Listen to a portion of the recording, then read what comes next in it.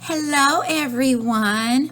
So, as I've shared before, I get tons of emails and postings on blogs asking me about freight transportation, how to start a trucking company, how to get into freight brokering or dispatching, and things like that. Anyway, an email came across my desk and I wanted to share it with you guys and share my insight on it. Hey, good morning, Elana.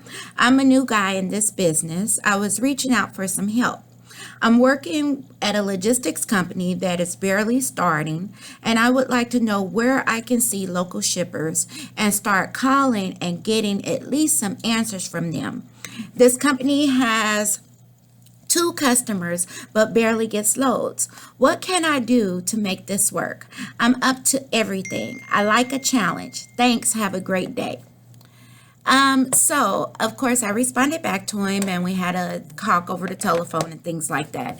But that is huge in this industry. I get a lot of questions from new brokers, people that have taken brokerage training, people that have even been in the industry for a while, asking where are these shippers? How do I get shippers? The first of all, shippers are the gold and the diamond of the industry. If you have shippers, then you're good. You can go places in this industry. So the question becomes, how do you get these shippers? Where do these shippers come from? Number one, lead generation. Lead generation. You have to know how to get the leads.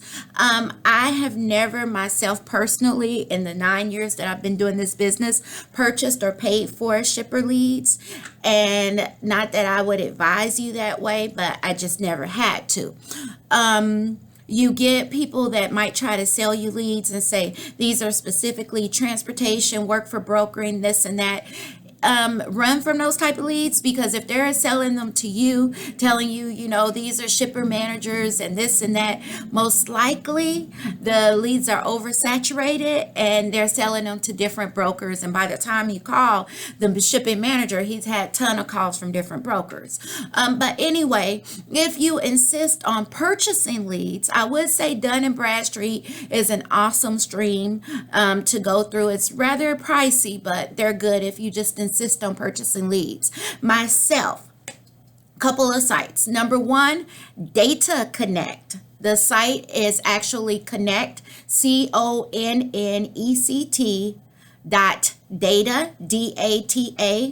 data.com. You can email me at the end if you didn't get that, but it's Data Connect. I love the site. I do a training on it where I teach people how to work in the site, how to go in and find, leads, good quality leads and things like that. And it's all free. Anyway, another site that I like is IndustryNet. IndustryNet. That's a site where you can actually pick the industry that you want to contact out to shippers. From there, I like to Google different businesses. If for instance, that you're working with one company and they're really, they put out a lot of shipments out there, find out who their competitors are. If it's ABC Fruit Company, well, find different companies that are like ABC Fruit and you start contacting those companies. Google directories, business directories. I used to do a lot of business in the orchid industry, and what I did was I began to build relationships in the orchid industry. I would go to different conventions. I would get on lists. I made sure that I network with my current customers to get referrals and things like that. It's always good if you can get a niche in the industry. If you can get a specific lane, if you can get a specific product that you move or something like that, where you can really, really kind of zone into that territory, zone into that market, begin to know that market, begin to know people in that market, and building relationships.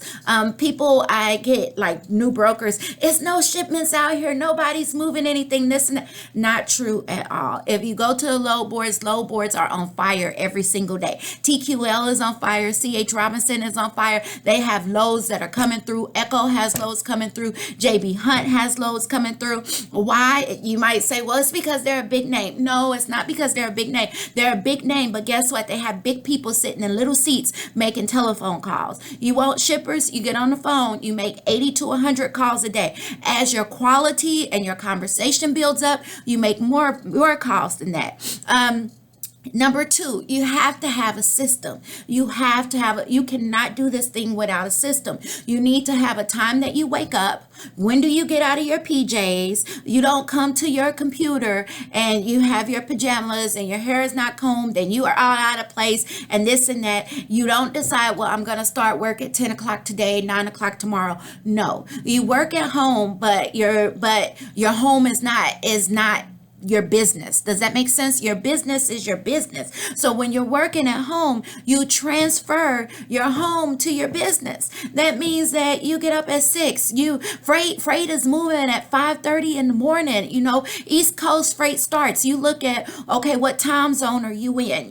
When I visit customers out in California, guess what? I'm up at 5:30 in the morning. I'm actually up at like 4, but I'm at their office at 5:30 in the morning, pounding away on the phones and things like that. Why? Because 5:30 California, guess what? East Coast is moving. East Coast is moving. And East Coast dictates so much of what we do. This is not a position where you can be lazy. You get up, you get your day started, you get on that phone and you pound that phone. You do your power hour. You're calling. I don't care how many people hang up in your face or anything like that. Brings me to number 3. You need a script. You need a process in what you say. I do a sales training. I might say I'm an awesome sales trainer, but anyway, I do a sales training, and in my sales training I talk about the process. There's a process. You don't just call and say, Jimmy, you got some freight? Jimmy, can I use your freight?